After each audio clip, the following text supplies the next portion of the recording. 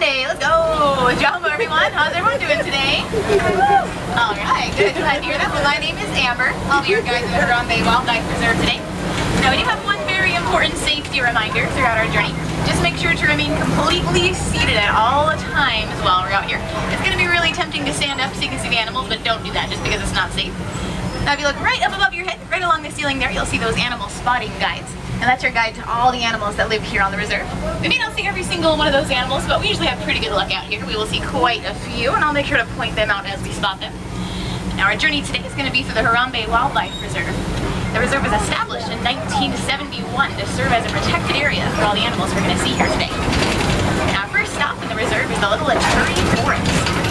Now, the animals that live here in the forest have excellent camouflage, and that's how they blend in with their forest surroundings so they can hide from their predators. Now, you're going to want to look closely at the trees all around us and see what animals we can spot around here. It does look a little bit quiet over here in this part of the forest. Oh, but if you look over there to the right side, all the way in back, hiding right there in the bushes, you can kind of see that okapi. Looks like there might be two okapis over there. Now, they're kind of hiding. They're a little bit hard to spot. The okapi has really cool black and white striped legs like a zebra, but they're not related to the zebra. They are related to the giraffe, believe it or not. Now, we're also going to pass right through the territory of the black rhino. Now, because of poaching, the black rhino is currently an endangered species. And today there's less than 5,000 black rhinos left in the entire world. Now, sometimes on really hot days like these, they like to take a nap in some shady areas. Let's see if we can find any. Looks like they might be hiding from us today. That's alright, we'll keep looking. Let's see what else we can find. Now, those black rhinos weigh about 3,000 pounds, but they can still run as fast as about 35 miles an hour. Oh, look over there to the right side, all the way to the top of the hill. You can see those reddish-colored antelope with white stripes on their back. Those are bongos. The bongo is nicknamed the ghost of the forest. There's one right there on our left side, too. Now, they're nicknamed the ghost of the forest because those backward slanting horns on their head allow them to dive into the bushes and hide from their predators. They can be pretty tricky to spot when they're hiding in the bushes. Oh, check out the greater kudos right here to our left side. There's one hiding right there in the bamboo. Now, those are the second tallest antelope in Africa. They're about 5 feet tall at their shoulder. And this black and white bird right here on our left that we're going to pass right by, those are saddle-billed storks. They're the tallest stork in Africa. They're about 5 feet tall, and their wingspan is about 9 feet across. That's about as wide as the bench that you're sitting on. And next, we're heading towards the Safi River. Now, the Safi River is a really good place to spot some aquatic animals like the Nile hippopotamus or even some Nile crocodiles. Now, you're going to want to look closely under the water as we pass through the river. That's where you can usually spot those hippos hanging out. Let's see if there's any hippos around here today. Oh, there's one right up there on the shore. Over there on the right side. Now, it's actually really cool to see them out of the water like that. They usually spend most of their time underwater as a way to regulate their body temperature. That's how they keep from getting overheated. And they're also nocturnal. Usually they rest underwater during the day and feed at night. So really lucky we're going to see that hippo out on the shore like that. Over there on the left side, there's a few more hippos that are asleep under the water right here. Now, that's what they usually do during the day since they are nocturnal.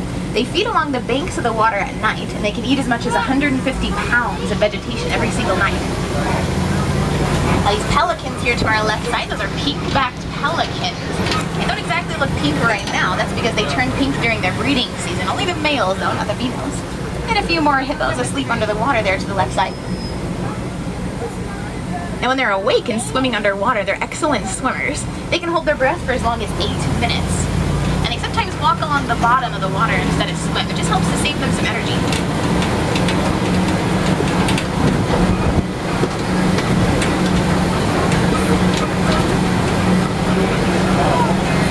Uh-oh, take a look to the left side. I think we found those Nile crocodiles.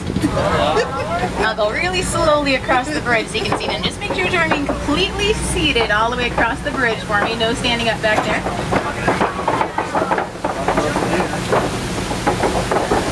Now, those Nile crocodiles can be as long as 20 feet from the tip of their nose to the end of their tail. That's about as long as a giraffe is tall. Now, a lot of times you'll see crocodiles being completely still, but they have their mouth propped open.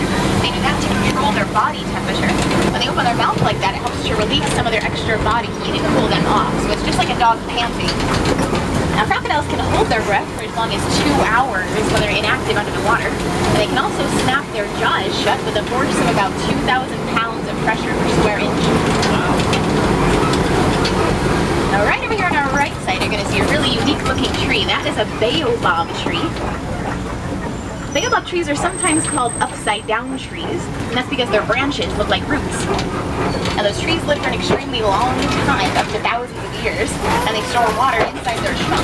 That's why their adaptations help them to live for such a long time, because they can access that water inside their trunk during periods of drought. There's a wild truck over there. The entire Harambe Wildlife Reserve. Wild this is the overlook of the Serengeti grassland. Now, the Serengeti grassland stretches for hundreds of miles across East Africa, and it's home to a huge variety of animals. Even some of our very favorite ones like zebras, lions, elephants, and of course giraffes. And elephants and giraffes are on here today. Now, not only is it home to a huge variety of animals, but it's also a super highway for millions of migrating animals every year. So that means millions of animals migrate through the Serengeti grassland every year for their migrations. So it's a really important habitat to preserve for lots of different kinds of animals. Truck over there. Good at hiding in these tall grasses all around us. We'll have to look closely as we go through here to see what animals we can spot.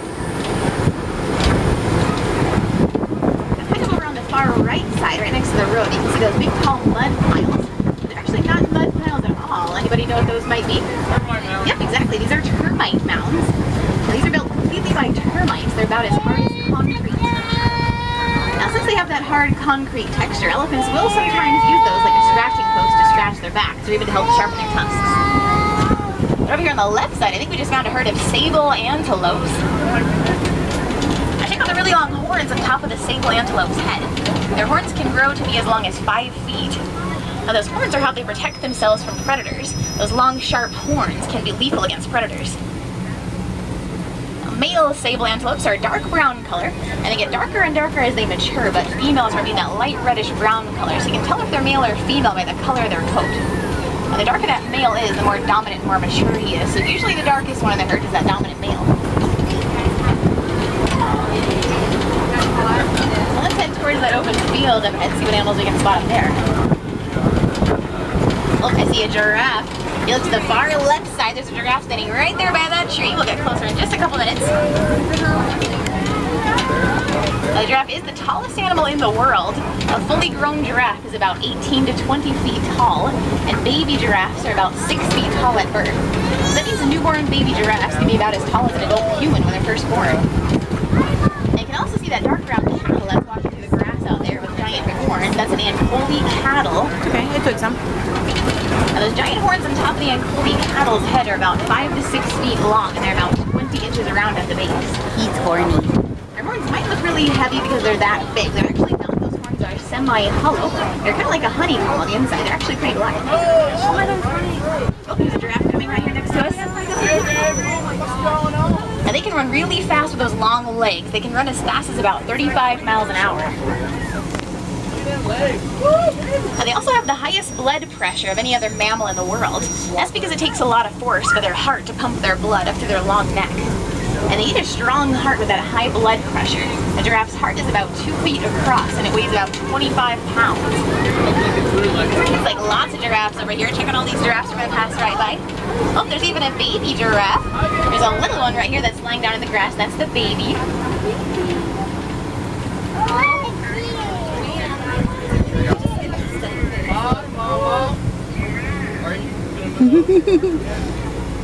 Now, something else pretty cool about giraffes, they actually do not have a red tongue like ours. A giraffe's tongue is a dark blue color, almost purple or black looking.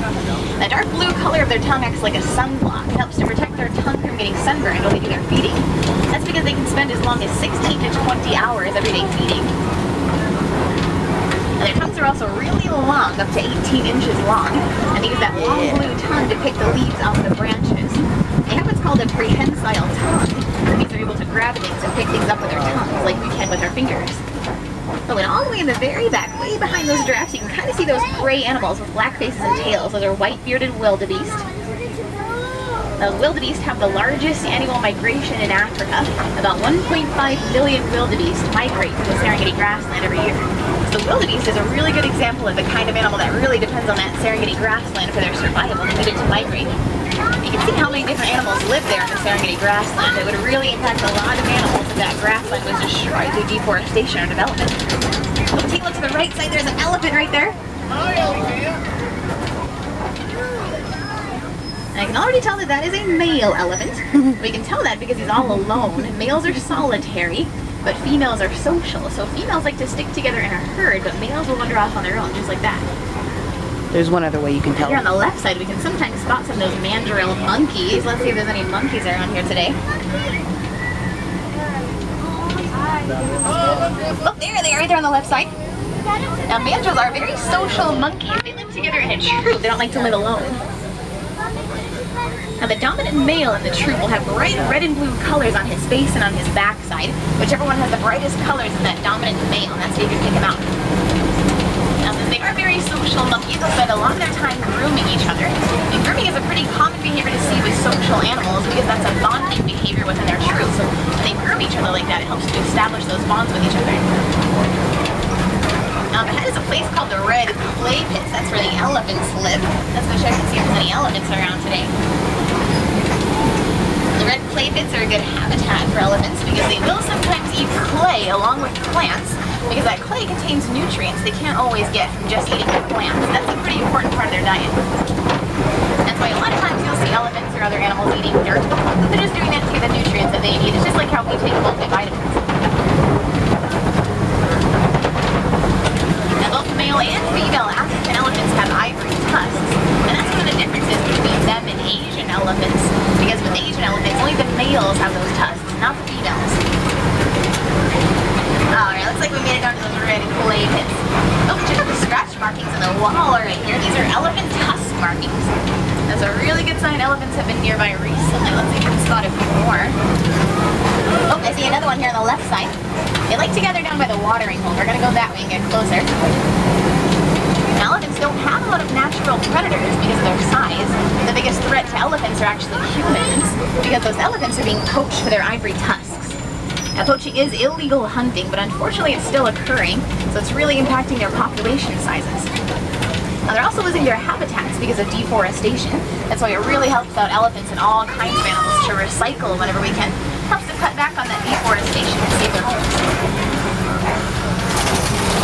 I think we're picking up a local radio station. Let's tune into that. You can enjoy this music while we watch these elephants.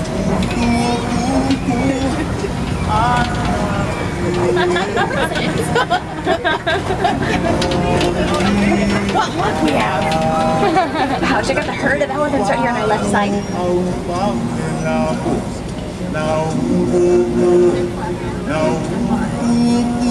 Now, since that's a herd that we found, that means these are definitely going to be adult females with their babies. You wouldn't see males all together like that since those males are solitary. Now, baby elephants are raised by their mothers, and they stay with their mothers for as long as 13 to 15 years. Oh, on the right side, there's the wildebeest and a couple more of those giraffes. You can see how some of the elephants look kind of dirty. That's because elephants like to throw dirt onto their skin to act like a sunblock. Helps to protect their skin from getting sunburned. They're extremely intelligent animals. They know how to protect their skin from that bright African sun. There's another one right here on the left hiding right behind the tree. You can just barely see those ears flapping. And they can actually flap their ears to cool down their body temperature by as much as 15 degrees. So their ears work kind of like a giant fan. And here on the left side, looks like we found some flamingos. Now these are greater flamingos, and they are the lightest pink color and the largest of all the flamingo species. But does anyone know where flamingos get that pink color from? Yep, exactly right. That comes from the brine shrimp that they eat. And that brine shrimp contains beta-carotene. That's what turns their feathers pink. You'll find that same stuff in carrots. When they're first born, they're actually gray. They won't turn pink until they're at least 1 or 2 years old. It takes about that long for them to eat enough of that brine shrimp to get the pink color in their feathers. So if you ever see a flamingo that looks really light white or almost gray in color, that's just a young flamingo that's not fully grown yet. Oh, I think we just found some zebras. There's actually lots of animals over here. There's an ostrich right behind the tree, and those 2 dark brown antelopes, those are bantaboks. All the way on the far left in the shade of those trees, there's a couple white rhinos too. I'll make sure to go real slow through here, lots of animals to see. Now those zebras look like Grant's zebras. They're a little bit smaller than their cousin, the Grevy's zebra. And they have an extremely powerful hind kick. The zebras kick so hard with their back legs they can break the jaw of predators that chase after them. Now this ostrich is the largest species of bird in the world. The ostrich is about 8 to 9 feet tall and they can weigh as much as 300 pounds. Let's go see these bontebocks. Now bontebocks are extinct in the wild. That means you can only see bontebocks here in protected areas like zoos and reserves. No bontebocks left in the wild today. We stop right up here that you can see these zebras and the white rhinos up close. We can tell these are white rhinos and not black rhinos. These are bigger and broader than those black rhinos. These can weigh as much as 5,000 pounds, but black rhinos only weigh about 3,000 pounds. Now, the white rhino's name actually comes from the Afrikaans word white. That means wide, not white. That refers to their wide, broad mouth shape and not their color. That's why they don't exactly look white. They were named after the shape of their mouth, not their color.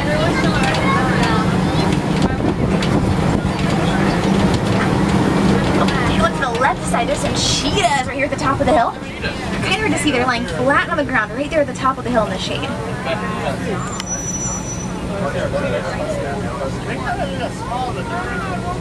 Now, the cheetah is the fastest land animal in the world.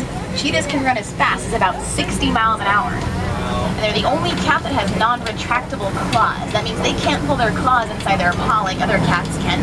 Their claws are always out. And that helps them to grip the ground so they can run that fast. It's an adaptation that helps with their speed. And this big rock formation that we're passing right by, that's called a copy. And that's the home of the lions. Let's see if there's any lions around here today. Now, they like to use that copy rock formation because they're able to climb to the very top to get a view of the landscape so they can search for their prey. They can see everything from up there. They are nocturnal. That means they rest during the day and hunt at night. Oh, but I think we're in luck today. Right there to the left side, they're asleep up there on the hill. Looks like 2 females and a male. You can just barely see them sleeping in the grass up there. Come on. Now, they spend as long as 20 hours every day resting, so that's a pretty common sight to see during the daytime. They'll wake up in the evening and they'll do their hunting during the night. Now, when they hunt together in a pride, but it's actually the female lions that do the hunting, not the males. That male lion's job is to act as the protector of the territory while the females do the hunting. They all have different but still equally important jobs to do in the pride.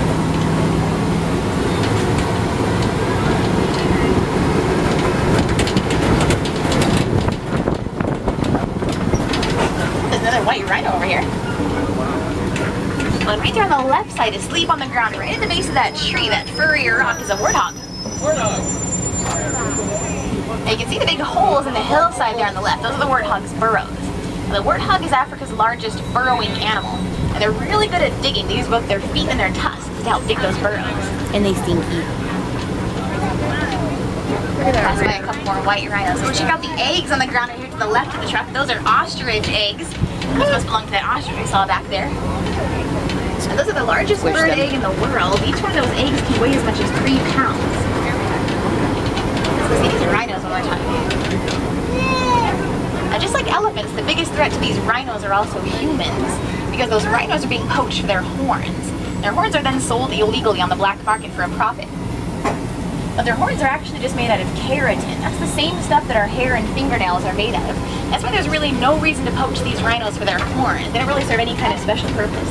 The better we understand these animals and the more we learn about them, the more we can help to protect them.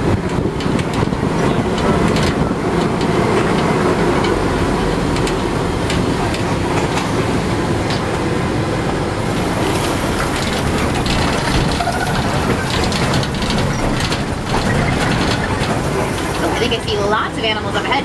If you look right in front of us, there's a group of antelopes standing on top of that hill. They're going to be on our left side when we pass by. These are called addax. I knew it, Betty Ford addax. Now, something really cool about these addax, they're a desert-dwelling antelope. They're able to go their entire life without drinking any water. That's because they can get all the water they need from the food that they eat. Now, if you look on the right side, you can see these really pretty birds over here by the water. Those are yellow-billed storks. They live in aquatic areas like swamps and marshlands, and they're carnivores. That means they eat meat. They eat things like lizards, frogs, and snakes. Pretty much anything with a heartbeat that fits inside their beak is what they can eat. Even people.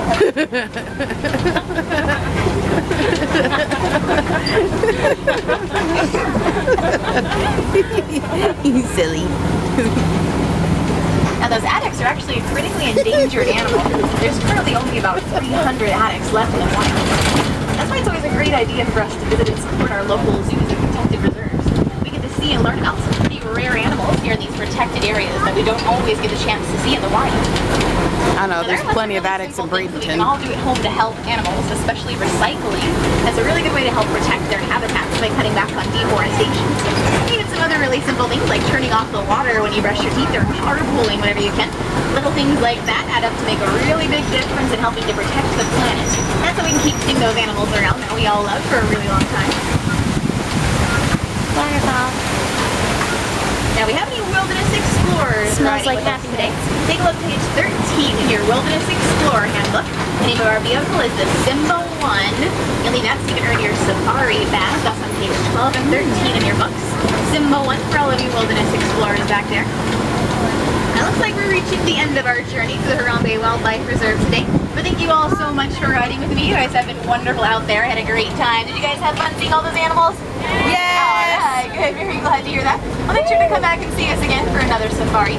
Don't forget that no two safaris are ever the same. Animals make sure of that. You never know what animals we might spot out here, what those animals might be up to. Well, it has been my pleasure being your guide today. Once again, my name is Amber. Thanks again for riding with me, everyone. At Harambe, we don't like to say goodbye to our friends because it's much too sad and final. Instead, we like to say kwaherini. That's a Swahili phrase and it means to go well. So kwaherini, everyone. Yay! Welcome back to everyone. Watch those hands, feel the right, these doors are sliding open, look around you. Don't forget, take a watch your step down. Kwaherini, everyone.